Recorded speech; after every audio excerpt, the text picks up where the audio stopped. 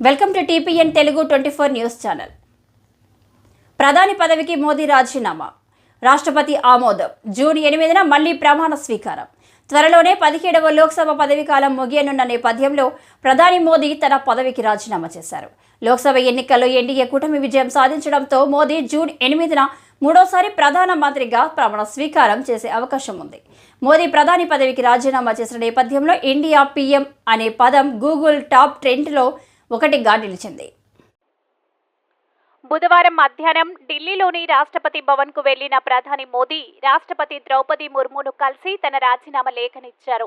దీంతో ప్రధాని రాజీనామాను రాష్ట్రపతి ఆమోదించారు. ప్రస్తుత 17వ లోక్సభకు కూడా రద్దు చేయాలని ప్రధాని మోదీ సిఫారసు చేయగా దానికి కూడా రాష్ట్రపతి ఆమోదం తెలిపారు. జూన్ 4న వెలువడిన సార్వత్రిక ఎన్నికల ఫలితాల్లో బీజేపీకి 240 సీట్లు రాగా ఎన్డీఏ కూటమి సాధారణ మెజార్టీకి అవసరమైన 272 సీట్ల కంటే ఎక్కువ స్థానాల్లోనే జయకేతనం ఎగరవేసింది. దీంతో ఎన్డీఏ వరుసగా మూడోసారి అధికారి పగ్గాలు చేపట్టనుంది. ఈ నేపథ్యంలోనే ప్రస్తుత లోక్సభను రద్దు చేసి కొత్త ప్రభుత్వ ఏర్పాట్లు చేయాలని రాష్ట్రపతి ద్రౌపది ముర్మును మోదీ కోరారు.